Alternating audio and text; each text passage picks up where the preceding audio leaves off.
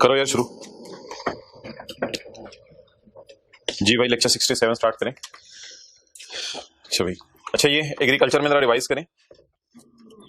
एक तो मोहतरम ये है कि लैंड का रेंट या रेवेन्यू तब माफ होगा जिस वक्त लैंड पाकिस्तान में हो, और दूसरी शर्त यह है कि एग्रीकल्चर पर्पस के लिए यूज हो। सर्विस प्रोवाइडर की परफॉर्मेंस वाली इनकम भी माफ है, और सर्विस प्रोवाइडर के पास जब वो चीज आ जाए तो उसको बाजार में सेल करना भी माफ है। बिल्डिंग की इनकम 3 सूत्रों में माफ है, वो आपको पता थी। और अगर कोई बंदा एग्रीकल्चरल प्रोड्यूस अपने ही बिजनेस में यूज कर ले तो उसकी फेयर वैल्यू माइनस की जाएगी, लेकिन अगर फेयर वैल्यू अवेलेबल ना हो तो सम ऑफ कल्टीवेशन एक्सपेंसेस और land rent. Okay, page number 276, section 49। I hope आपके पास नई किताबें होंगी। सेक्शन 49, पॉइंट नंबर 1 और 2।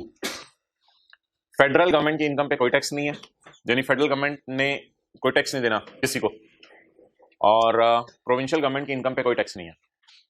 फेडरल गवर्नमेंट और प्रोविंशियल गवर्नमेंट की इनकम पे माना टैक्स नहीं है, लेकिन अगर प्रोविंशियल गवर्नमेंट एक सूबे से दूसरे सूबे में चली जाए, मिसाल के तौर पे पंजाब की गवर्नमेंट सिंध में जाके कोई कारोबार शुरू करे, तो फिर ऐसी सूरत में टैक्स देना पड़ सकता है।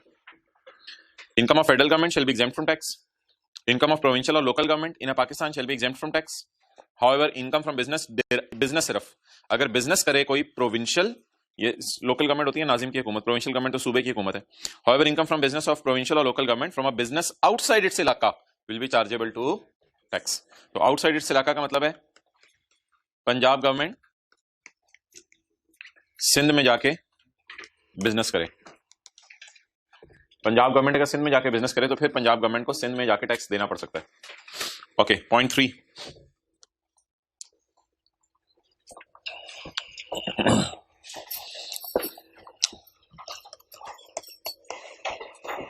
अच्छा जी, फेडरल गवर्नमेंट ने एक कंपनी बनाई, फेडरल गवर्नमेंट ने एक कंपनी बनाई जिसमें 70% शेयर्स फेडरल गवर्नमेंट ने बाय किए हुए हैं, कंपनी एक्स।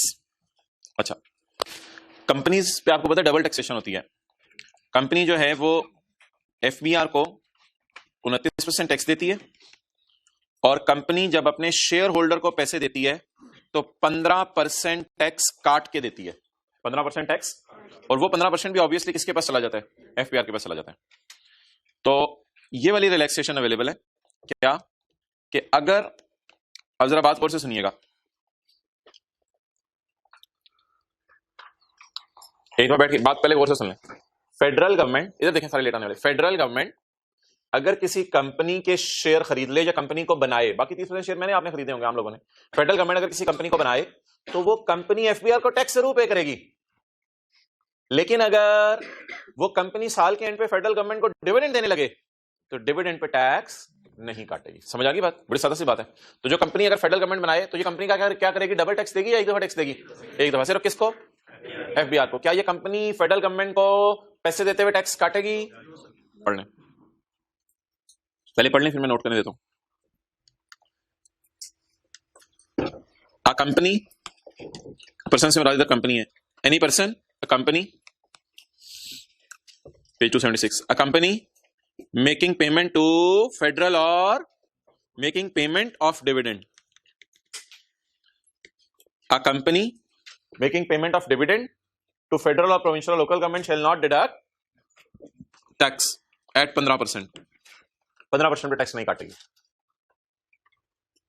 अच्छा, यहां तो रिलैक्सेशन हो गई। Exemption shall not be available, चलें exemption shall not be available इधर नहीं मिलेगी। एग्जेम्पशन शैल यानी टैक्स देना पड़ेगा। समझ आ गई बात? Exemption shall not be available in case of a company established by federal और प्रोविंशियल लॉ। फेडरल और प्रोविंशियल लॉ अगर कंपनी एस्टेब्लिश कर ले तो उसको एग्जेम्पशन अवेलेबल बोले। Exemption shall not be available, exemption shall आगे क्या लिखा हुआ है, in case of a company established by federal और प्रोविंशियल लॉ। अगर कंपनी एस्टेब्लिश, तो ये कौन से टैक्स की बात हो रही है जहां एग्जेम्पशन नहीं है? ये 29% टैक्स की बात हो रही है जो एफबीआर को देना। तो इसका मतलब है विल पे टैक्स एट 29%। ये कंपनी 29% पे टैक्स देगी, लिख लें, कुछ नहीं होता। Will pay tax at 29%। इधर रेपिटेशन है, ये एक ही लफ्ज होता है यार, establish, setup, owned, controlled by federal और provincial government.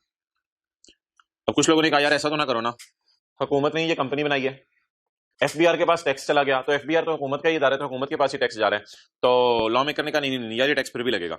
The above rule applies ignoring the fact that ultimate destination of income resides with, ultimately तो एफबीआर वाले पैसे भी किसके पास चले जाने हैं? गवर्नमेंट के पास। Ultimate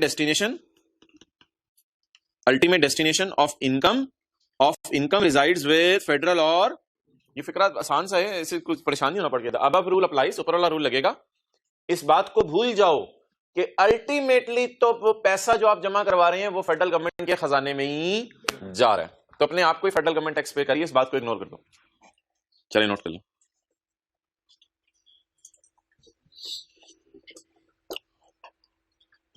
$15 seconds।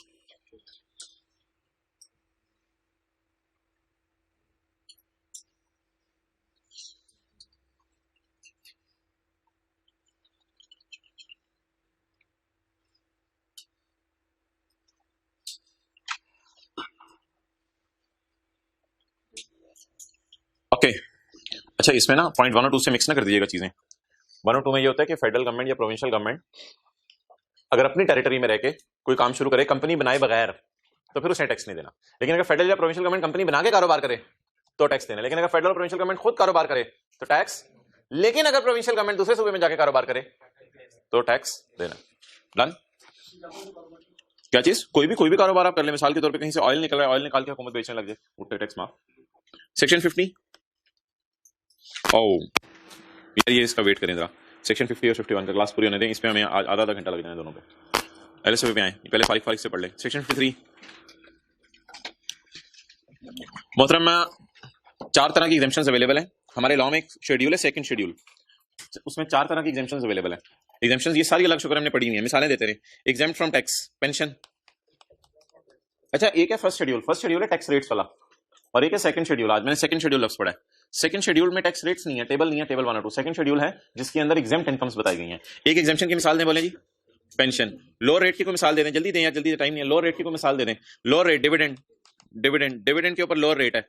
लो रेट कैसे है? डिविडेंड का जनरल रेट 15% है, लेकिन चैप्टर 4 के अंदर अगर आप चले जाएं तो चैप्टर 4 के अंदर आप जाके जो है ऊपर जाएंगे नीचे जाएंगे, ऊपर जाएंगे नीचे जाएंगे, ऊपर जाएंगे नीचे जाएंगे, ऊपर ऊपर नीचे जल्दी बताएं डिविडेंड। आजा कहाँ है डिविडेंड? लास्ट में आ गया। तो डिविडेंड पे भाई रिड्यूस रेट है, कुछ लोगों के लिए 7.5% है, वैसे जनरल रेट 15% है, कुछ लोगों के लिए 7.5% है। तो डिविडेंड का रेट कुछ लोगों के लिए 15 है, कुछ लोगों के लिए 7.5 है। ओके चलें जी आगे पढ़ें, कौन सा चैप्टर है? हाँ ठीक है, मिसालें और भी हो सकती हैं। डिविडेंड पे कुछ लोगों के लिए कितने परसेंटेज ये भी पढ़ के आए हम? 7.5%। Reduction in tax liability, full time teacher किसी को याद हो कितना रिडक्शन होना है? 25% टैक्स क्या हो जाने रिड्यूस हो जाने। ये सारी चीजें आपने पढ़ी हुई हैं। exempted from the operation of any provision of this law, 100 बच्चे हैं क्लास में, सर एक बच्चे को बुला के अनड्यू फेवर दें, भाई तुम जब मर्जी क्लास में आ जाया करो, मैं तुम्हें डांटूंगा भी नहीं, तुम्हें ये भी नहीं कहूंगा वो भी नहीं कहूंगा। exempted from the operation of any of the provision of law। इसकी मिसाल तो कैपिटल गेन के चैप्टर में पढ़ी थी। कैपिटल गेन के चैप्टर के अंदर जो है वो हमने पढ़ा था कुछ लोगों पे ये सेक्शन नहीं लगना, जैसे सेक्शन 37 में आपको याद होगा हमने पढ़ा था these people are exempted from the operation of this law. इन लोगों के ऊपर सिक्योरिटीज के ये रेट नहीं लगने। सिक्योरिटीज के जो 12.5% रेट है किन लोगों पे नहीं लगना? बैंकिंग कंपनीज पे नहीं लगना, इंश्योरेंस कंपनीज पे नहीं लगना। Provision of section 37A shall not apply to following persons. ये प्रोविजंस इन लोगों पे नहीं लगनी। लेकिन इसकी मुश्किल से इंग्लिश उसने क्या लिखी हुई है? These persons are exempted from the operation of provision of law। इन पे प्रोविजन ऑफ लॉ नहीं लगनी, जैसे 37A के 1 में हमने पढ़ा। तो इसकी मिसाल है जी 37A का 1, उसमें कुछ लोगों को कह दिया गया था आप पे लॉ की फलां प्रोविजन नहीं लगनी। exempted from operation of any provision of law, 37A का 1। ओके अगली बात हमने पढ़ी भी है चैप्टर 4 में। चैप्टर 4 आप हमारे साथ रह गए हैं, चैप्टर में से दूर चले जाते हैं। चैप्टर 4 में एक बात पढ़ी हुई है, टोटल इनकम की डेफिनेशन जब पढ़ी थी उसके अंदर ये बात पढ़ी थी जी। ठीक है, आपने अच्छा मौका पाया, खांसी कर ली। टोटल इनकम किधर है? ये मैंने आपको कहा था कि एक साहब है, उन्होंने कहा जी मैंने सैलरी भी कमा रहा हूँ और एग्रीकल्चर इनकम भी कमा रहा हूँ, तो न्यूमेरिकली स्पीकिंग ये 6 लाख कमा रहे हैं, लेकिन अगर थ्योरेटिकली आपसे पूछे तो इनको बताना चाहिए कि मैं हुकूमत को कि मैं 14 लाख टोटल कमा रहा हूँ, क्योंकि ऐसा ना हो हुकूमत वाले कहें यार आप गाड़ियों में घूमते हैं, आपने घर खरीदे हुए हैं, और उधर से करें आप 6 लाख में कमा रहा हूँ। तो एग्रीकल्चर इनकम आप कमा रहे हैं तो न्यूमेरिकल में ऐड नहीं करनी, लेकिन हुकूमत को बता दें हम कि कमा रहे हैं, बताएं ना, बस बता दें, आप बताएंगे कहाँ, रिटर्न में इंग्लिश में लिख के बता देंगे मैं इतनी एग्रीकल्चर इनकम कमा रहा हूँ, लेकिन न्यूमेरिकल में उसको ऐड नहीं करना। याद आ रही है थ्योरेटिकली स्पीकिंग और न्यूमेरिकली? वो पुरानी बातें होगी ना, अब तो 1980 की महसूस होती हैं। अब तो टैक्स ईयर भी पूछे तो बंदा सोचता है हाँ अच्छा टैक्स ईयर, हाँ ठीक है, कमिश्नर से इजाजत लेनी होती है। पॉइंट 1 है where any income is exempt it shall be included in total income, however no tax shall be paid on it, लेकिन इस पर टैक्स पे नहीं किया जाएगा। लेकिन आप टोटल इनकम में न्यूमेरिकल में ऐड ना कराइएगा, ये मैं आपको मशवरा नहीं दूंगा, ये थ्योरी के एतबार से बात हो रही है, तो कहीं टोटल इनकम में आपने एग्जेम्प्ट इनकम्स भी ऐड किए, इस पॉइंट को पकड़ के न्यूमेरिकल में ऐड ना कीजिएगा। Theoretically shall be included in total income, theoretically जिसे आप कहते हैं ना ज़बानी कलामी बस समझ लें, थ्योरेटिकली इसको आपने टोटल इनकम कहना है, लेकिन न्यूमेरिकल में आप इसे पेपर में ऐड ना करिएगा। ये थ्योरेटिकली बताना किसको है? कमिश्नर को, भाई मैं इतना कमा रहा हूँ। अच्छा जी, ये जो चीजें हैं, ये जो मैंने आपको 4-5 ऊपर बताई हैं, क्या ये फिक्स है या बदल सकती हैं? बदल सकती हैं। डिविडेंड का रेट हो सकता है कुछ लोगों के लिए 6.5 हो जाए। फुल टाइम टीचर अलाउंस मुझे याद है पहले 75% होता था एक जमाने में, आजकल बेचारा 25% हो गया है। ये चीजें बदल सकती हैं जो मैंने बताई हैं या फिक्स हैं? बदल सकती हैं, फ्लेक्सिबल है। तो इसको बोर्ड बदल देगा with approval of federal minister in charge. आजकल कौन है इन चार्ज? यानी जिसके पास ऑफिस है इसका।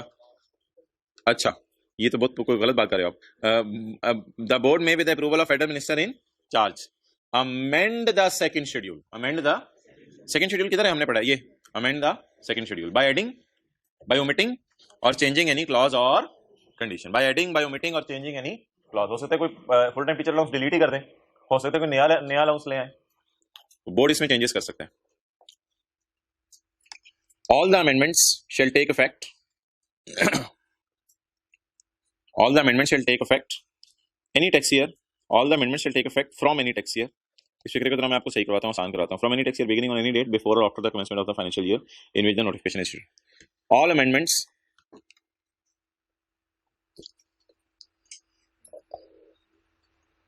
the amendments can affect current, the amendments can affect बोले current, previous और future years। बोले the amendments can affect current, previous और future years। amendments का असर किन सालों पे होगा भाई? ये बड़ा खतरनाक बात है। प्रीवियस ईयर्स को अमेंडमेंट्स बदल नहीं सकती वैसे, पिछले साल तो जो हो गया वो हो गया, लेकिन लॉ ने अपने पास ये पावर रखी है, अगर मैं चाहूं तो पिछले सालों को बिठा के बदल दूं। यानी पिछले साल टीचर को फुल टाइम टीचर अलाउंस मिल चुका है और मैं आज खड़े होकर कह दूं नहीं वो पैसे वापस कर। पावर तो है ना लॉ मेकर के पास, यूज नहीं करता आमतौर पे, लोगों के सामने बदनामी होती है, लेकिन बहरहाल पावर तो है ना। All the amendments can affect current year, previous year और फ्यूचर ईयर्स। अच्छा जी, यार ये अमेंडमेंट्स बस मिनिस्टर साहब को ही बतानी है या फेडरल गवर्नमेंट नेशनल असेंबली में पेश भी करते हैं? नेशनल असेंबली में पेश भी करते हैं, खाली मिनिस्टर साहब को नहीं बतानी। The federal government shall place before the national assembly all amendments made by it in the second schedule। तो सबसे पहले क्या होगा जी बताएं? एफबीआर क्या करेगा? इजाजत किससे लेगा? मिनिस्टर से इजाजत लेगा, और मिनिस्टर से इजाजत लेके चेंजेस कर देगा। जब चेंजेस हो जाएंगी तो federal government shall place before the national assembly में तो सारी पार्टीज के लोग बैठे होंगे। फेडरल गवर्नमेंट से मराद है PTI shall place before the national assembly all amendments made by it in the second schedule। Place का मतलब है बस पेश करेगी, बताएगी उनको कि यार ये चेंजेस हमने कर लिए हैं, डन। अच्छा यार ये जो 4 पावर्स हमने पढ़ी हैं, ये 4 पावर्स इनकम टैक्स लॉ को अवेलेबल हैं या किसी और लॉ को भी अवेलेबल है कि वो इनकम टैक्स को बदल दे? चलिए कोई और सवाल आपसे पूछता हूं। घर के रूल्स हैं कोई 4, 5, 6, वो अब्बू ने बनाए हुए हैं, इस टाइम ताला लग जाया करेगा, इस टाइम ताला खुला करेगा, इस टाइम खाना खाया करेंगे, ये घर के रूल्स हैं 4, 5। ये अब्बू बदल सकते हैं या साथ वाले घर वाले अब्बू बदल सकते हैं हमारे घर के? अब समझ आ गया ना, अब्बू बदल सकते हैं ना, समझ आ गया। अच्छा, हमारे लॉ का नाम है income tax law. Income tax law में कुछ ऊपर नीचे करना है तो सेल्स टैक्स लॉ का यार मेरे ख्याल से ऐसे कर लो, क्या ये असूली तौर पे बनता है? नहीं। तो ये 4 पावर्स बोले किस लॉ के पास हैं? तो बताएं इनकम टैक्स लॉ में चेंजेस कौन सा लॉ कर सकता है? खुद ही इनकम टैक्स लॉ। तो इनकम टैक्स लॉ खुद ही अपनी चीजों में रिलैक्सेशन दे सकता है। हाँ सबके लिए 15 है, मैं 7.5 कर रहा हूं। सेल्स टैक्स लॉ तो नहीं कह सकता लोगों का डिविडेंड का टैक्स रेट 15% है, मेरी तरफ से चलो 10 कर लो। सेल्स टैक्स लॉ को ये पावर अवेलेबल, अबू अलीम साल में लिखो, पावर अवेलेबल नहीं है। चारों बातें तो वही हैं, शुक्र है, A B C D. A provision in any other law, a provision in which exempt any income under this law shall have no legal effect. A provision in any other law that exempt any tax imposed under shall have, फिक्र समझ आया? A provision in any other law which exempt any tax under this law shall have no legal effect. A provision in any other law which reduces the rate under this law shall have no legal effect. A provision in any other law which reduces the tax liability under this law shall have no legal effect. A provision in any other law which exempt the lagna of any provision of this law shall have no legal effect. इसका कोई legal effect नहीं होगा। ये चारों बातें वही ऊपर वाली हैं। तो किसी और लॉ को ये पावर अवेलेबल है या हमारी लॉ को अवेलेबल है? और अनलेस के अब्बू खुद साथ वाले हमसाये को कहें यार मुझे जरा इसमें मशवरा दे दो, वो और बात है। Unless it is also mentioned in, unless के कोई और लॉ कोई बात कर दे और आपके वाले साहब भी कहते हैं अच्छा चलो यार उन्होंने जैसे कहा इंशाल्लाह वैसे ही कर लेते हैं, वो मुझे बेहतर लग रही है बात। अनलेस के इनकम टैक्स वाले खुद इंटरवेंशन की इजाजत देते हैं, वो और बात है। ये तो एक्सेप्शन ही है। Unless it is also mentioned in this law. वो जो एक पॉइंट पढ़ा था ना अजीब सा, मैंने ऑलमोस्ट इस तरीके से पढ़ाया था कि बस मैंने समझाया कोई नहीं था, ऐसे ऊपर से गुजारा था हमने। वो पॉइंट असल में यही था 42 का 102। पता नहीं कौन कौन से एक्ट हैं, कॉन्सुलर प्रिविलेजेस एक्ट और पता नहीं यूनाइटेड नेशन एक्ट, इन लॉज वाले अगर हमारे लॉ में आके कोई चीज माफ कर दे तो हमने काम तैयार है, कोई मसला नहीं, तुम्हें हमारे घर आने की इजाजत है, तुम हमारे घर में इंटरवेंशन कर सकते हो। 42 के 1 में हमने पढ़ा था किसी और लॉ को पावर है हमारे लॉ की इनकम्स को आके क्या कर दे, माफ कर दे। अब इन लॉ में पता नहीं क्या क्या पावर है, बहरहाल ये फिक्रा तो मैंने कहा था याद कर लीजिएगा एज इट इज। तो किसी और लॉ को पावर अवेलेबल हो सकती है कि हमारे लॉ में आके क्या करे, इंटरवेंशन करे। चलिए आई होप सारे बच्चे आ गए होंगे। अब ये 2 पॉइंट्स हमने पढ़ने हैं, अल्लाह करे आज खत्म हो जाए। ये 2 शुरू कर लेते हैं, अगर खत्म हो गए तो ठीक है, ना हुए तो ना सही। सेक्शन 50 और 51, इसमें से पास पेपर्स के बहुत थ्योरी के सवाल आते हैं और न्यूमेरिकल्स भी आते हैं इसमें से। सेक्शन 51 बड़े आसान से हैं दोनों, बहुत आसान से। सेक्शन 51, कभी आपने सुना कोई ऐसा बंदा जो पाकिस्तान से बाहर चला गया था और अब पाकिस्तान वापस आ गया? कई सालों से 5-10 साल से इल्ताफ हुसैन भाई बाहर गए हुए हैं, अब कई सालों से वो बाहर हैं। उन्होंने सोचा क्या करें हम पाकिस्तान आ जाए। अदनान समी खान है नाम उसका, पता नहीं खान है, अदनान समी खान है। तो वो बाहर गया है, कहाँ गया है? वो कहे जी मैं कई सालों से बाहर हूँ, अब मैं पाकिस्तान आ जाता हूँ। और भी मिसालें कोई आपकी होंगी आपके खानदान की, अब वो घर तक ना जाए फिर रहने दें। तो हेडिंग पढ़ेंगे क्या है 51 की, foreign source income of returning expatriate के लफ्ज़ से आपको क्या समझ आया? रिटर्निंग एक्सपेट्रिएट्स वापस गए, बाहर के मुल्क गए हुए थे, क्या कर रहे हैं? वापस आ गए हैं। अच्छा, जब ये आउटस्टेशन वाले घर वापस जाते हैं तो अगर 10 दिन के लिए जाते हैं तो 10 दिन ही प्रोटोकॉल वाला खाना मिलता है या 1-2 टाइम का प्रोटोकॉल वाला मिलता है? 1-2 टाइम का, पहले दिन ही भाई फरमा रहे हैं, तो पहले दिन 2 टाइम का खाना प्रोटोकॉल वाला मिलता है। तो जो लोग ऐसे हैं जो कि रिटर्निंग एक्सपेट्रिएट हैं और बाहर के मुल्क से वापस आ रहे हैं पाकिस्तान, उनको 2 साल हमने प्रोटोकॉल देना है, बस 2 साल। लॉ मेकर कहते हैं उनको 2 साल हमने प्रोटोकॉल देना है, उनको बड़ा फूंक फूंक के रखना है, उनका ध्यान रखना है, उनकी इनकम्स माफ करते रहना है। बड़ी ख्वारी काट के पाकिस्तान वापस आ गए हैं, उनको 2 साल क्या दें? प्रोटोकॉल दें।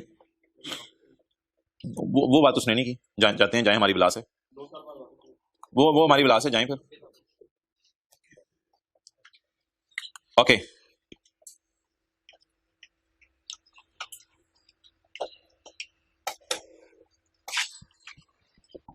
येलो कलर शो करेगा अमेरिका में एक बंदे का स्टे, ग्रीन कलर शो करेगा पाकिस्तान में है। 2010 में कहाँ है अमेरिका? तो बंदा कौन है? 2011 में सारा साल अमेरिका रहा, तो 12 में, 13 में, 14 में थोड़े से दिन इधर रहा अमेरिका, महीना तकरीबन, 11 महीने पाकिस्तान रहा, तो क्या बन गया? डन। अच्छा जी, और दुकान इसकी दोनों जगह थी और अभी भी चल रही है। दुकान के लिए कोई फिजिकल प्रेजेंस तो जरूरी नहीं होती, ठीक है। एक दुकान इसकी पाकिस्तान में है, एक दुकान इसकी बाहर के मुल्क में है, वो दुकान इसकी चली जा रही है। शौकत बंदे का नाम है, तो शौकत की एक दुकान जो है पाकिस्तान में है, वो हमेशा से थी। जब अमेरिका में होता था तो पाकिस्तान की दुकान पे कोई एम्प्लॉय बिठाया हुआ था, और अब तो पाकिस्तान आ गया, तो अब अमेरिका की दुकान के अंदर कोई ना कोई एम्प्लॉय बिठाया होगा। तो ये जो सारे साल हैं इसमें इसने कुछ पाकिस्तान सोर्स इनकम भी कमाई है, 4 million, 2 million, 3 million, 5 million, 6 million, 7 million, 1 million, 2 million, और इसने बाहर के मुल्क की इनकम भी कमाई है। अब इसको ये जो सेक्शन अब पढ़ने लगे हैं ना हम, ये सेक्शन बस एक छोटा सा बेनिफिट देने लगा है। अच्छा, एक बेनिफिट जो है ना हमने और पढ़ा हुआ है नॉन रेजिडेंट्स के लिए, वो रेजिडेंट्स के लिए नहीं है। एक बेनिफिट हमने नॉन रेजिडेंट्स के लिए पढ़ा हुआ है, वो जरा मैं आपको पहले रिवाइज करवा दूं। चलिए वो छोड़े, पहले इस सेक्शन वाला बेनिफिट पढ़ लेते हैं।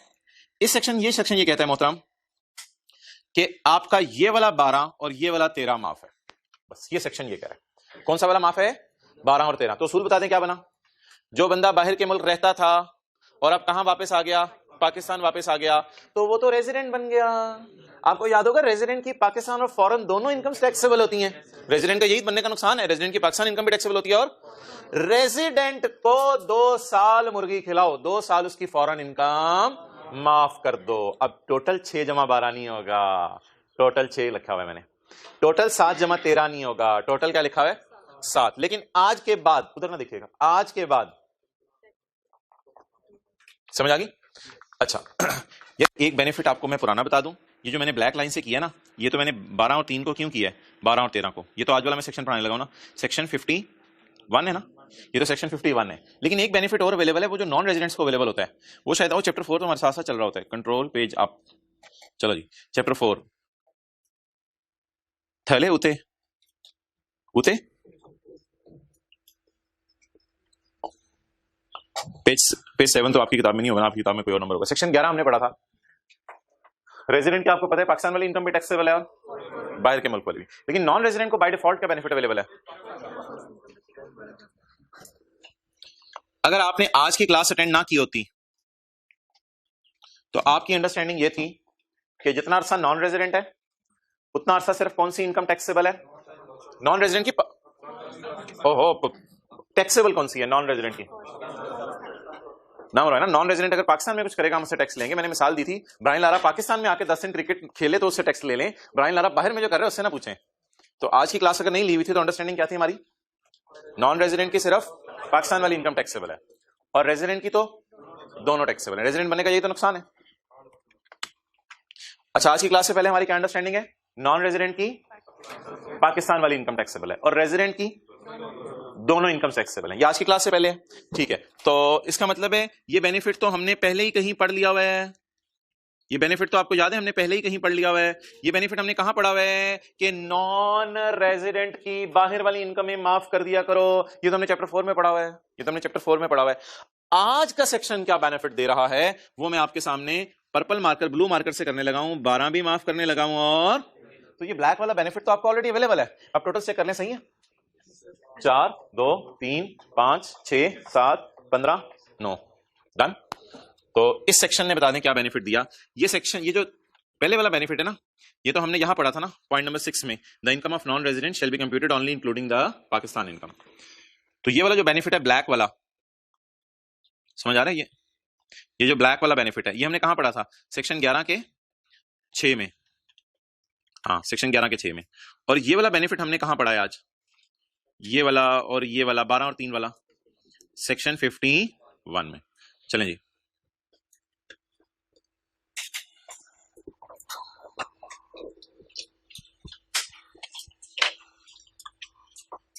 एक मिनट ज्यादा नहीं मैंने देना, सब टू यू नाउ कि कितना टाइम लें नोट करने में। जिन्होंने की तस्वीर लेनी है, मैं पहले जरा सेक्शन का नंबर, सेक्शन 50 नीचे लिखा हुआ है वैसे, सेक्शन 51 है।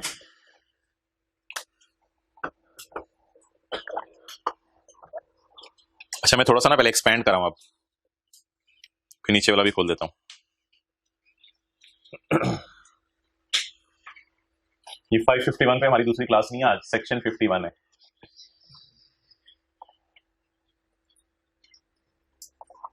किसी दिन निकाले संडे को टाइम को, थोड़ा बहुत बंदा जरा आ जाए, किसी दिन शाम का टाइम निकालें, कुछ करें गुंजाइश पे।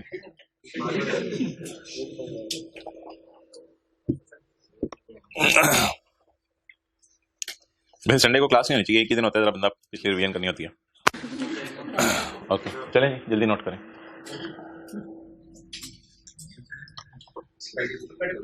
हाँ बिल्कुल, हम तो रूटीन में चले ना, 6 days 6 क्लासेस नॉर्मल।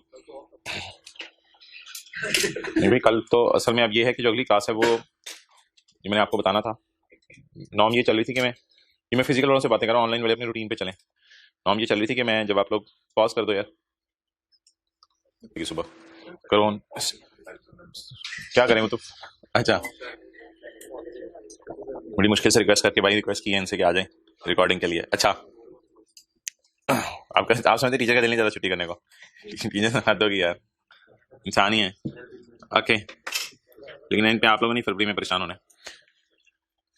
चलें जी ओवर। तो अच्छा, ये बेनिफिट मिलना किसको है वो बताएं, ये बेनिफिट किसको मिलना है? ये बेनिफिट लॉ ने क्या उस बंदे को मिलेगा जो मुसलसल 4 साल बाहर रहा हो, जो मुसलसल 4 साल से नॉन रेजिडेंट है, ये बेनिफिट उसको मिलेगा। ये बेनिफिट उसको मिलेगा जो मुसलसल 4 साल से नॉन रेजिडेंट है। और अब कहां आ गया? पाकिस्तान आ गया। चेक करें, ये मुसलसल 4 साल से नॉन रेजिडेंट है। 1 2 3 4, ओ भाई 5 साल से भी हो सकता था, 6 साल से भी हो सकता था नॉन रेजिडेंट। कम से कम कितने साल से बाहर हो? 4 साल से। लेकिन मतलब ये नहीं है कि पाकिस्तान नहीं आ सकता।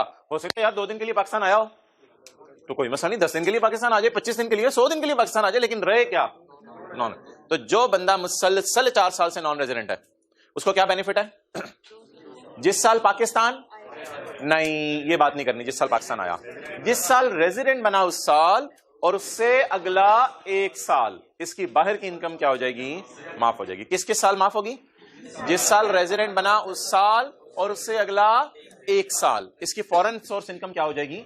माफ हो जाएगी। Clear?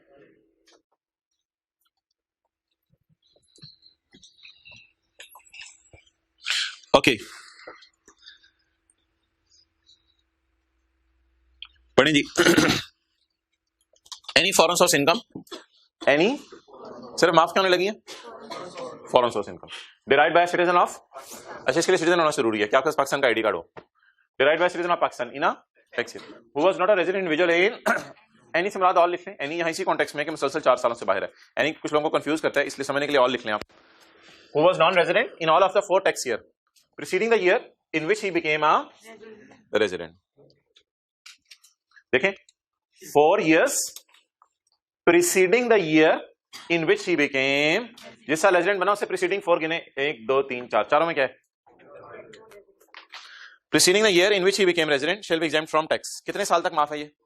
the year in which he became resident and in the following year। आप मुझे बता सकते हैं what is the year in which he became resident?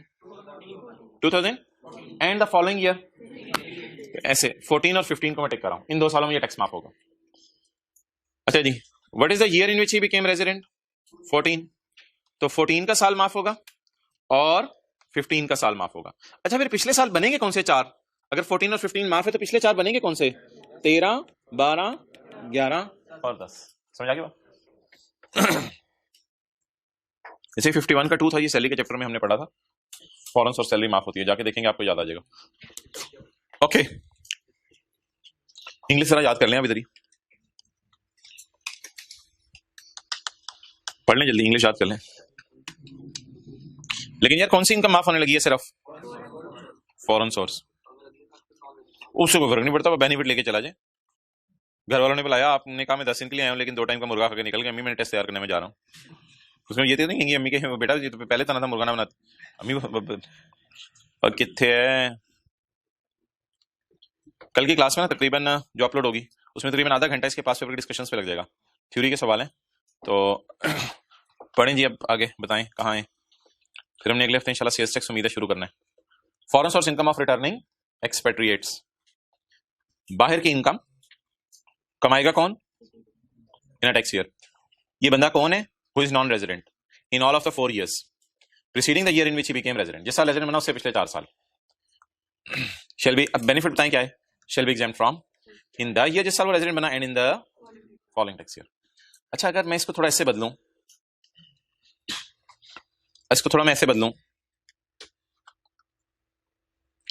कि इसके अमेरिका का स्टे यहां तक रहा है, यहां तक, और ये फिर इसका पाकिस्तान का स्टे है, ये पाकिस्तान का स्टे है। अब आप बता दें कि आपको फील हो रहा है कि 3 महीने पाकिस्तान रुके, ज्यादा महीने 9 महीने बाहर रुके, ऐसी फील हो रहा है डायग्राम देख के? आप बता दें what is the year in which he became resident? This. इस साल तो अब ये नॉन रेजिडेंट बन गया, इस साल तो नॉन रेजिडेंट बन गया, तो what is the year in which he became resident? अब 15 और 16 माफ होगा, 15 और 16 माफ, और ये 12 तो ऐसे ही माफ होगा क्योंकि इस साल नॉन रेजिडेंट है, क्योंकि इस साल तो क्या है? Non resident. अब कैसे जवाब बनेगा? देखें, इस साल नॉन रेजिडेंट बन गया, ऊपर वाली डायग्राम दिखा रहा हूं, इस साल नॉन रेजिडेंट बन गया और इस साल रेजिडेंट, इस साल रेजिडेंट। तो जिस साल पाकिस्तान आया उस साल और उससे अगला 1 साल, no no no no no, जिस साल रेजिडेंट बना उस साल, क्योंकि नॉन रेजिडेंट के तो वैसे ही फॉरेन माफ है ना। समझ आ गई बात? तो पाकिस्तान आने वाला साल देखना है या पाकिस्तान आके रेजिडेंट बनने वाला साल देखना है? पाकिस्तान आके रेजिडेंट बनने वाला साल। आई होप नोट करने की जरूरत नहीं, आपको बात समझ आ गई है। जिस साल पाकिस्तान आया उस साल, या जिस साल रेजिडेंट बना उस साल उससे अगले 1 साल। कहां लिखा हुआ है ये? जिस साल रेजिडेंट बना, पाकिस्तान आया गलत में लिखा हुआ, the year in which he became and in the following tax, और उससे अगला 1 साल। ओके, सेक्शन 50, सेक्शन 50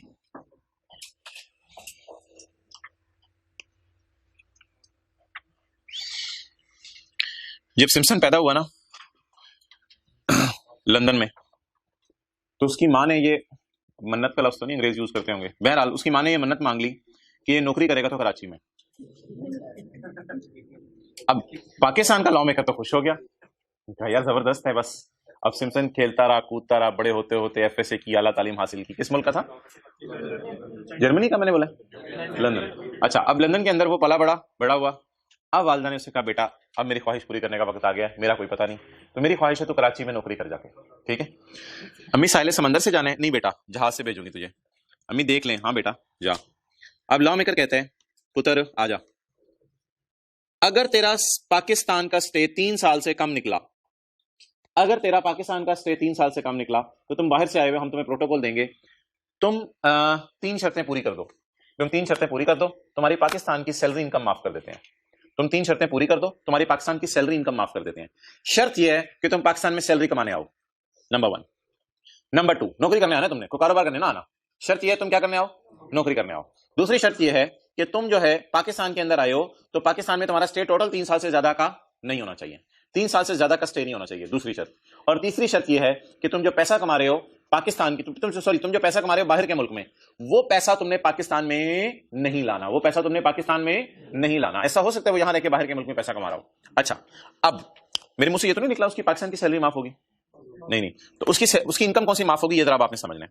एक साहब है जो बाहर के मुल्क से पाकिस्तान आए हैं और उनका स्टे बोले पाकिस्तान में, ये मैंने स्काई ब्लू से पाकिस्तान में स्टे शो किया है, उनका स्टे पाकिस्तान में बोले 3 साल से कम है, और ये वाला स्टे उनका कहां है? लंदन में। ये वाला स्टे उनका कहां है? लंदन में। तो मोहतरम इस साल भी रेजिडेंट है, फिर ये मोहतरम इस साल भी रेजिडेंट है और इस साल भी रेजिडेंट है, और भाई का नाम क्या है? Mister Simpson. सिम रख दें, मिस्टर सिम्पसन। तो मिस्टर सिम्पसन इनका नाम है वल्द वैलेंटीना टेरेस्कोवा।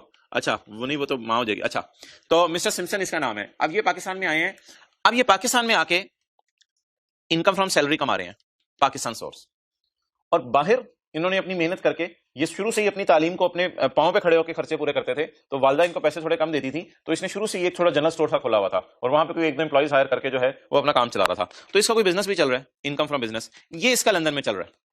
क्लियर?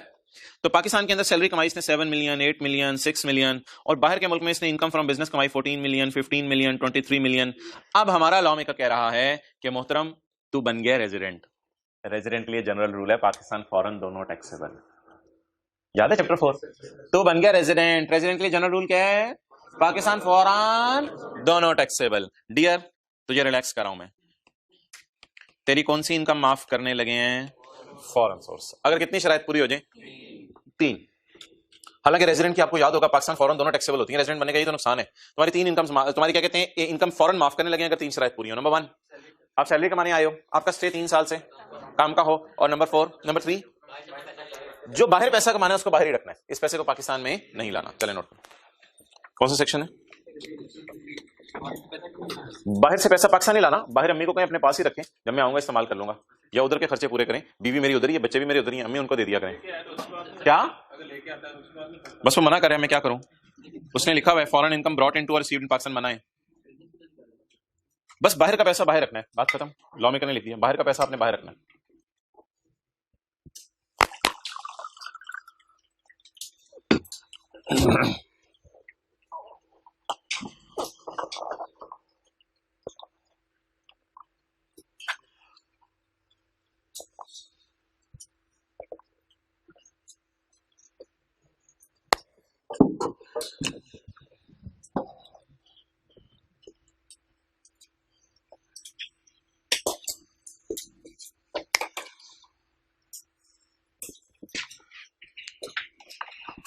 ओके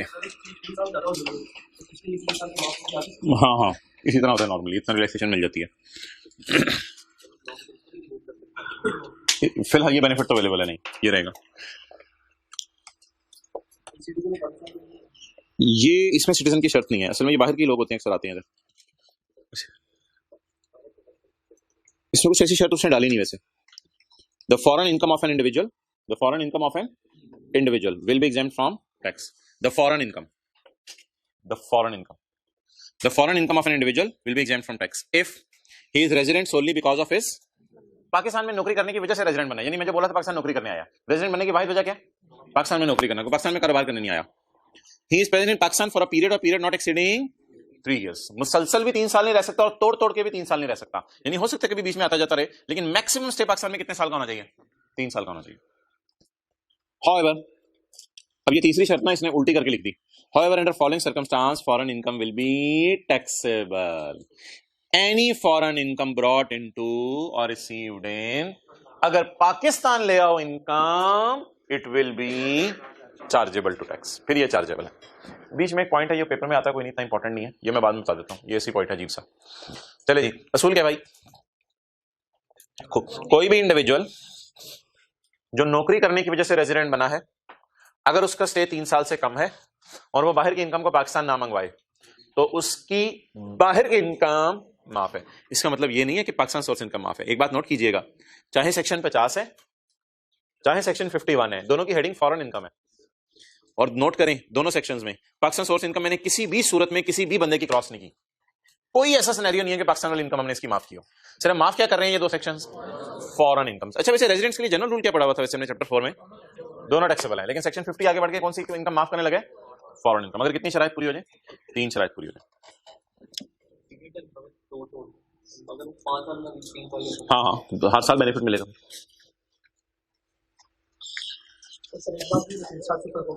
फिर नहीं बेनिफिट मिलेगा. आज भाई पेज 277 पे वो एक लाइन रहेगी. ये ऐसी बीच में कॉन्सेप्ट ना खराब करने वाली बात होती है. आई कभी इसको टेस्ट नहीं करता. मैं बता दूंगा, आज बता दूंगा, कल बता दूंगा. एक लाइन ये रहेगी, शायद क्लास के एंड पे बता दूं. चलिए चैप्टर को खत्म करें. सेक्शन 55 2 लाइनें पढ़े और फारक करें चैप्टर. Limitation of exemption. कुछ भी नहीं है, सादा सी बात है, आप शायद खुद ही इसका जवाब दे दें. हेडिंग मुश्किल है, बात सादा सी है. पढ़ेंगे एग्जांपल. जनरल एग्जांपल है. जनरल एग्जांपल का मतलब है जनरल रूल जो आप लोगों को पता है. क्या आप लोगों को पता है होंडा कार्स अगर कमाए 100 रुपया तो होंडा कार 29 रुपए हुकूमत को टैक्स देती है? पता है आपको इस बात? अच्छा, 100 रुपया होंडा कार्स ने कमाया तो 29 रुपए हुकूमत को टैक्स दिया, बेचारी के पास बचा कितना? It is decided at 71 left is to be distributed to share holders. हमने सोचा ये 71 आप शेयर होल्डर्स में बांट दें. तो आपको बताया कंपनी का नुकसान क्या है? Double tax. ना Honda will while making the payment of dividend will deduct tax of 10.65. ये मैंने कैसे निकाला? 71 का 15%. तो कंपनी पे डबल टैक्स है. पहले एफबीआर के खजाने में 29 रुपए गए और फिर एफबीआर के खजाने में 10.65 गए, यानी तकरीबन शायद 40 रुपए कंपनी दे देती है हुकूमत को. चले गए पैसे. एग्जांपल ऑफ सेक्शन 55 अब देने लगा हूं. A company earned agriculture income of 100 रुपया. समझ आ गई होगी बात. Company earned agriculture income of, it paid ₹0 as income tax on income from business because agriculture income is exempt. It is decided that ₹100 is to be distributed to share holders. पूरा सोई बांट देते हैं, लेकिन ये डिविडेंड अब माफ नहीं होगा क्योंकि ये एग्रीकल्चर इनकम नहीं है. ये इनकम की नेचर बदल गई है. क्या? डिविडेंड इनकम बन गई. हालांकि है वैसे उसी में से, लेकिन मर्जी लॉ मेकर की. No company while making payment of dividend will deduct tax of ₹15. अब कैसे निकलेगा? 100 into 15%. बिकॉज के आगे डेड लाइन वो लिखी हुई है जो ये है. Because exemption was available to original receiver. Original receiver कौन था? कंपनी या शेयर होल्डर? कंपनी. नहीं, कंपनी ने क्या कमाया था? एग्रीकल्चर. और शेयर होल्डर ने डिविडेंड. अब वैसे तो अल्फाज ही डिफरेंट है, शेयर होल्डर भी उसी पैसे से लेके जा रहे हैं, लेकिन बहरहाल कंपनी ने क्या कमाया था? डिविडेंड. और शेयर होल्डर क्या कमा रहे हैं? सॉरी, कंपनी ने क्या कमाया था? Agriculture income. और शेयर होल्डर क्या कमा रहे हैं? Dividend. Exemption was available to original receiver. Original receiver कौन है? Company. Only it will not extend to share holder receiving dividend out of companies income from business. बहरहाल छोड़ें इसको, ये तो नहीं याद करना. ये जरा अंग्रेजी पढ़े, समझ आ रही है? Where any agriculture income is exempt. मिसाल लिख लेना. Where any agriculture income is exempt. Where any agriculture income is exempt. Any की मैं दे रहा हूं, agriculture income. Where agriculture income is exempt the exemption shall be limited to the original recipient. हमारी मिसाल में ओरिजिनल रेसिपिएंट कौन है? लिख लें, company. The exemption shall be available to company. Original recipient को अंडरलाइन करके company. And shall not extend. Exemption को एक्सटेंड कर दो अगलों तक या लिमिट करो? अब हेडिंग भी समझ आ गई होगी. एग्जेम्पशन को रोक दो. And shall not extend any person यानी shareholder. Shall not extend to share holder receiving any payment. Shareholder कौन सी पेमेंट लेता है? Shall not extend to any share holder receiving any dividend out of income from business of company. That income से क्या मुराद है? That income से बोलने क्या मुराद है? Income from business of company. Clear? आइए इसको ना आप जरा मुझे, जी मोहतरम, ये पहली लाइन पढ़ो ना, company and agriculture income of ₹100 revise कराएं जी आज तक का सारा, ऐसे घर जाकर ना ताज़ा याद कर लिया करें, ये तो सीधी सीधी कंडीशंस है हर पॉइंट में। फेडरल गवर्नमेंट की अपनी इनकम क्या है? माफ। प्रोविंशियल गवर्नमेंट की अपनी इनकम, लेकिन अगर प्रोविंस दूसरे सूबे में चला जाए तो वो इनकम टैक्सेबल। अगर कोई कंपनी है जो कि फेडरल गवर्नमेंट ने बनाई है तो वो कंपनी टैक्स तो देगी एफबीआर को, लेकिन ये कंपनी डिविडेंड पे टैक्स नहीं काटेगी। ओके, नेक्स्ट सेक्शन 50, अगर 3 शराइत पूरी हो जाएं तो फॉरेन इनकम क्या है? माफ है। अच्छा, इसमें ना ये 3 साल का लफ्ज नहीं यूज करता, इसमें एग्जामिनर जब सवाल बनाते हैं ना 2 साल या 2.5 साल का लफ्ज यूज करता है कि सिम्पसन की अम्मी ने उसको 2 साल के लिए भेजा, आपको 3 साल अब याद नहीं आता, सिम्पसन की अम्मी ने उसको 2.5 साल के लिए भेजा, कल जब पास पेपर करना शुरू करेंगे तो आप उसमें ऑब्जर्व करेंगे ये बात। तो कम से कम, सॉरी, ज्यादा से ज्यादा कितना अर्सा रुक सकता है? 3 साल, ज्यादा नहीं, अब 2 साल हो 2.5 साल हो, रूल तो सेम रहेगा ना। और इधर जो आईकेएफ सवाल इस्तेमाल करता है वो 4 साल का लफ्ज यूज नहीं करता, वो 5 साल, 6 साल, 7 साल, 10 साल, 15 साल का लफ्ज यूज करता है कि एक बंदा 15 साल से बाहर है और अब वो कहां आ गया? पाकिस्तान आ गया, तो बताओ उसको क्या बेनिफिट मिलेगा? ठीक है जी, तो इसलिए 4 साल तो आपने बाहर रहना ही रहना है, अगर 5 साल बाहर रह लें तो भी ये बेनिफिट मिलेगा, अगर 6 साल से बाहर है तो भी ये बेनिफिट मिलेगा। वो एक ताहिर वाले सवाल की हमारी एडजस्टमेंट रहती है चैप्टर 19 में। कौन सा था ताहिर वाला सवाल यार? बता दिया करें ना, इतने नंबर याद रखा करें, आपकी मेमोरी 20 था ताहिर वाला सवाल। Other information, Tahir was working in UAE for the past 5 years। ओ, ये एडजस्टमेंट रिवाइव है page 377। Tahir was working in UAE for past 5 years। मैंने कहा था ये माफ है, लेकिन वजह नहीं बताई थी आपको। यूएई में पिछले 5 साल से काम कर रहा था, इस साल तो उसने नया बिजनेस शुरू किया ना, देखें इस साल पाकिस्तान आके नया बिजनेस शुरू किया है, कमेंस्ड इस साल नया बिजनेस शुरू किया, तो पहले कहां होता था? Tahir was working in UAE for the past 5 and came back in Pakistan in April 2020। अगर अप्रैल 2020 में आया तो रेजिडेंट कब बना? अप्रैल 2020 में अगर आया तो रेजिडेंट कब बना? अप्रैल 20 के बाद तो 30-20 आता है, ये तो मई जून 2 महीने बनते हैं, 30-20 के साल तो रेजिडेंट नहीं बना ना 30-20 के साल रेजिडेंट नहीं बना, 21 में रेजिडेंट बनाए। हमारा सवाल कौन सा है? 21 में हम इसको एग्जम्पशन दे सकते हैं। ही रिसीव्ड 1.5 लाख रुपया फ्रॉम हिज पुराना employer as differential amount of his final settlement. Differential amount ऐसे उसने लफ्ज लिख दिया, असल में पुराने एम्प्लॉयर को कुछ पैसे आपने देने होंगे, उधर से कुछ पैसे आपने लेने होंगे, को कट कटा के इसको पुराने एम्प्लॉयर ने कहा फोन करके, यार 1.5 लाख रुपया तेरा रहता था मैं भेज रहा हूं, और ये 1.5 लाख अगस्त 2020 हमारे साल में मिला है। अब बता दें ये फॉरेन इनकम, इसके टैक्सेबल कर दें, एग्जेम्प्ट कर दें? एग्जेम्प्ट कर दें। अच्छा यार कहीं लिखा नहीं हुआ सिटीजन है, इसको ज्यूम कर लीजिएगा सिटीजन है यार, अब मैं क्या करूं, और नहीं लिखा हुआ, इस तरह की एग्जम्पशन फिर आपको लेनी पड़ेगी, ये सिटीजन है, क्योंकि ये बेनिफिट हमने भी पढ़ा था किसको अवेलेबल है। अच्छा बता दें मोहतरम मुझे चंद बातें पॉइंट 1 के बारे में, रेजिडेंट कब बना ये मुझे बता दें। 30-20 के साल में नहीं, 2021 के साल में रेजिडेंट बनाए। अच्छा अगला सवाल मेरा ये है, इसको बेनिफिट क्या है? 2021 और 2022 की फॉरेन सोर्स इनकम इसकी, लेकिन अनलकीली हमारा सवाल ही सिर्फ 21 के साल का, तो 22 की हमें टेंशन ही नहीं लेनी, लेकिन उसूल तो हमें पता होना चाहिए, जिस साल रेजिडेंट बना उस साल और उससे अगला 1 साल इसकी फॉरेन इनकम क्या है इस बुनियाद पर। और आखिरी बात, 4 साल की बजाय इसने 5 साल लिखा है, 5 years से बाहर है, तो ये शर्त पूरी हो रही है। आप बता दें, वो जो 2-3 बातें हमने पढ़ी थी सारी लिंक हो गई। पहली बात, कितने साल से बाहर है? 4 साल या उससे ज्यादा से बाहर है, एक शर्त पूरी होगी। सिटीजन नहीं लिखा हुआ वो हम एज्यूम कर लेंगे सिटीजन है, जैसे प्रोविडेंट फंड नहीं लिखा होता तो हम कहते थे रिकॉग्नाइज्ड है, चलो एज्यूम कर लो रिकॉग्नाइज्ड है, ठीक है। सैलरी का हम सवाल कर रहे होते थे तो एम्प्लॉयर ने एम्प्लॉय की सैलरी पर टैक्स काटा नहीं काटा नहीं बताया होता तो हम कहते थे एज्यूम कर लो सैलरी पर टैक्स काटा होगा, ठीक है। तो सिटीजन नहीं लिखा होता एज्यूम कर लो सिटीजन है। और अगली बात, किस साल बेनिफिट मिल रहा है? पहली बात बता दें, 4 साल या उससे ज्यादा से बाहर सिटीजन एज्यूम कर लिया हमने, बेनिफिट किस साल मिलना है? जिस साल आया उस साल नहीं, जिस साल रेजिडेंट बना उस साल और उससे अगला 1 साल। इस बुनियाद पे मोहतरम इसकी 1.5 लाख की इनकम हमने क्या करनी है? एग्जाम करनी है। डन। मंटो वाला सवाल किधर है? मंटो ये ढूंढ दिया करें आप लोग, पहले ढूंढ दिया करें, कुछ नहीं होता। Page number question 8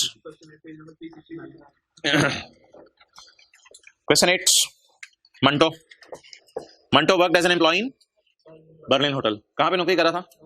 Berlin hotel Germany में, for a period of 5 years। Germany में 5 साल नौकरी करके आया और उस अरसा ये पाकिस्तान नहीं आया, और पाकिस्तान आया 1 जुलाई 8 को, तो किस साल रेजिडेंट बना? 2000 2009 में, ऑन 15 जुलाई 8 यानी 2009 के शुरू में, ही received a lump 4 million through a normal banking channel from Berlin hotel. Berlin hotel वालों ने इसको 5 मिलियन का तोहफा, 4 मिलियन का तोहफा भेज दिया। फरमाएं जी, फरमाएं, सोचें, थॉट प्रोवोकिंग, शराइत सारी पूरी हो रही है। सवाल के अंदर उसने इकट्ठी करके दोनों लाइनें डाली या दूर फेंक दिया 5 साल वाली बात को और नीचे फेंक दिया फॉरेन इनकम को? तो लफ्ज तो बर्लिन का यूज किया, शुक्र है हिंट मिल गया, लफ्ज बर्लिन का यूज किया। तो लगाएं इस पे, कौन सा सेक्शन लगाएंगे? 51। शराइत जरा देखें। Manto worked as employee in Berlin hotel Germany for, क्या मैं इसको कह सकता हूं रिटर्निंग एक्सपेट्रिएट, 5 साल से जर्मनी में है, वापस आ रहे हैं। ड्यूरिंग द सेड पीरियड, इन 5 सालों में पाकिस्तान नहीं आया, तो साबित हो गया 5 साल से नॉन रेजिडेंट है। ही रिटर्न टू पाकिस्तान ऑन 1 जुलाई 2008। कौन से साल रेजिडेंट बना? ऑन 15 जुलाई 2008। 2009 के शुरू में यानी 15 दिन आने के बाद उसको बर्लिन होटल ने 4 मिलियन भेजा है। ये फॉरेन इनकम है, इसको क्या कर दें? हालांकि रेजिडेंट है, फिर क्यों एग्जेम्प्ट कर रहे हैं? बेनिफिट अवेलेबल है ना। इसको किस किस साल बेनिफिट अवेलेबल होगा? हाँ, ये आप लिख सकते हैं, इसको बेनिफिट अवेलेबल होता है 2009 और 2000, लेकिन हमारा तो न्यूमेरिकली शायद 9 का होगा मेरे ख्याल से। हमारा तो न्यूमेरिकली 9 का है, तो इसलिए 9 में ये इनकम माफ कर देंगे। डन, नोट कर लिया दोनों पॉइंट्स को। ओके, किसका? तो ये 1 जुलाई 8 को पाकिस्तान आ गया ना यार। तो 1 जुलाई 8 को पाकिस्तान आ गया, तो इसके बाद कहीं गया ही नहीं। 1 जुलाई 8 को भाई पाकिस्तान आ गया, इसके बाद कहां गया होगा फिर? तो लिखा हुआ वापस जर्मनी गया। नेशनल क्या मतलब? सिटीजन का लफ्ज नहीं है ना। हाँ, सिटीजन तो अज्यूम कर लें, आप क्या करें और। अच्छा जी, वो आए चैप्टर नंबर डेफिनेशंस वाले में 5 है, चैप्टर 5 में आए।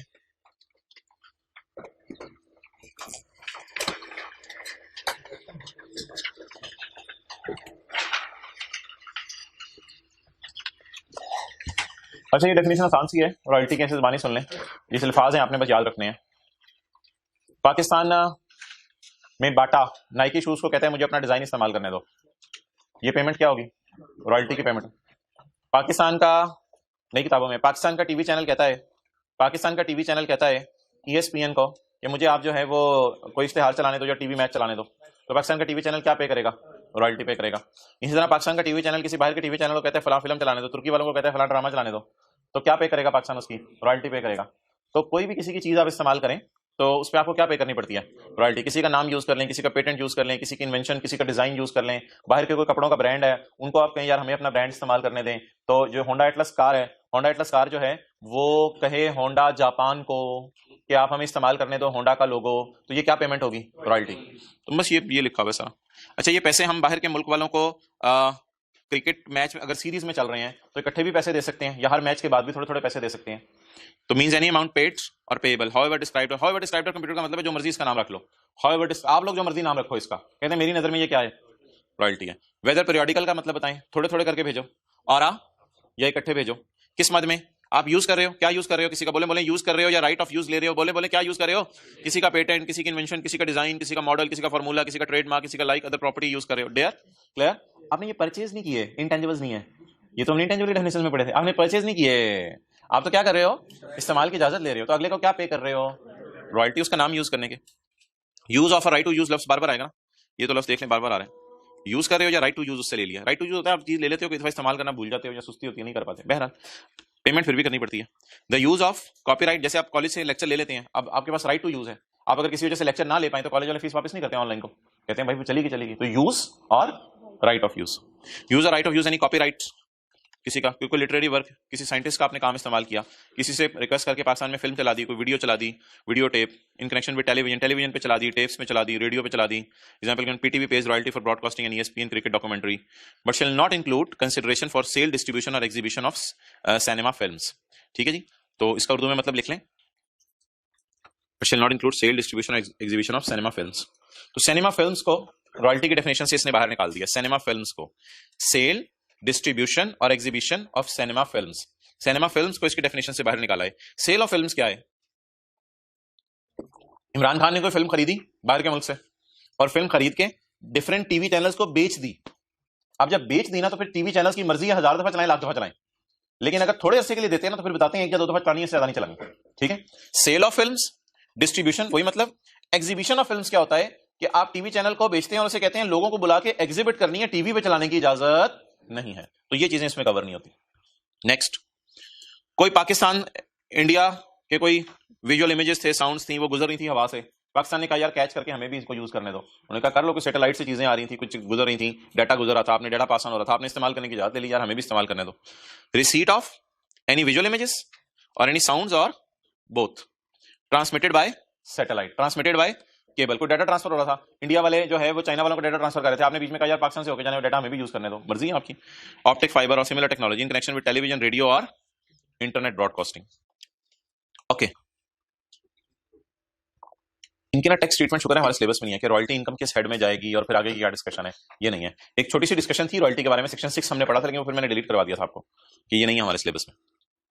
Supply of technical knowledge, supply of technical knowledge, supply of technical नहीं गड्डी आगे चलाना, experience, supply of technical skill, गड्डी आगे चला लो थोड़ी मेहरबानी, supply of technical, supply of technical, supply of technical skill, supply of industrial, industrial, industrial, supply of commercial, commercial, commercial, supply of scientific, scientific experience, scientific skill. ये 15 बातें कैसे याद करेंगे, इनका अलग अलग सेट बना लें। अच्छा जी, टेक्निकल, इंडस्ट्रियल, कमर्शियल और साइंटिफिक, नॉलेज, एक्सपीरियंस और स्किल। ठीक है, ये एक बहस है, इसको छोड़े पर ये वैसे मैंने एक दफा किताब में डाल दी थी, इसको लीव इट। ओके बस ठीक है, काफी है, बाकी कल कर लेंगे इंशाल्लाह। एक दो पॉइंट रह गए हैं समझाने वाले हैं। अच्छा यार ना एक ना थोड़ी सी कंफ्यूजन आती है बच्चों को, आपके सिलेबस की है नहीं लेकिन बच्चे सवाल पूछते हैं, इस वजह से बतानी पड़ती है। वो कहते हैं ये तो टेक्निकल सर्विसेज की डेफिनेशन में हमने पढ़ा था, ये तो हमने टेक्निकल सर्विसेज की डेफिनेशन में हमने पढ़ा था कि हमें कोई मशीन चलानी सिखा दी, वो कर दिया, ये कर दिया। असल में रॉयल्टी और टेक्निकल सर्विस की डेफिनेशन में एक बारीक सा फर्क है। टेक्निकल सर्विस देने के लिए फिजिकली बंदे आते हैं और इसमें नॉलेज देने के लिए बंदे नहीं आते, सिर्फ नॉलेज कागजों के जरिए या फोन पे दे दिया जाता है, तो इसका फिर रॉयल्टी मांगी जाती है। और अगर फिजिकली बंदे आए और आके टेक्निकली मशीन को सही कर रहे हो तो वो टेक्निकल सर्विस इनकम करार दी जाएगी। और अगर हमारी मशीन में कोई मसला आए और हम फोन करके जापान वालों को कहें यार टेक्निकली कोई नॉलेज है आपके पास इस बात का, और वो नॉलेज हमें पीडीएफ की फाइल बना के ईमेल कर दें या हमें टेलीफोन पे समझा दें, तो इस काम के जो पैसे दिए जाएंगे बोले वो क्या होंगे, रॉयल्टी। लेकिन अगर वो कहें ये काम आपसे खुद नहीं होना, हम क्या भेजने लगे हैं, बंदे भेजने लगे हैं जो फिजिकली प्रेमिसेस में आके, आपने सुना होगा ऑनलाइन सपोर्ट है या फिजिकल सपोर्ट देंगे इंटरनेट वाले, तो इंटरनेट वाले अक्सर कहते हैं हम ऑनलाइन सपोर्ट दे देंगे, मसला हुआ तो फिजिकल सपोर्ट देने घर भी आ जाएंगे। तो अगर फिजिकली सपोर्ट दी जा रही हो तो ये कौन सी इनकम बनेगी, टेक्निकल। और अगर वैसे ही नॉलेज कन्वे किया जा रहा हो, लेकिन प्लीज ये डिफरेंस मत लिखें, कुछ लोग पूछते हैं इसलिए बता रहा हूं, हमारे सिलेबस में नहीं है टेक्निकल डेफिनेशन इतनी, हमने बस आधा अल्फाज याद करने हैं, वो याद हो गए आपको, बोले बोले बार बार, टेक्निकल, इंडस्ट्रियल और कमर्शियल और साइंटिफिक, क्या नॉलेज, एक्सपीरियंस और स्किल कन्वे करना। ठीक है जी, टेस्ट अब आपका कब है, आज है, हाँ ठीक है। एओपी का टेस्ट है, बड़ा अच्छा सा सवाल है, वो देके जाइएगा। बंद कर दो।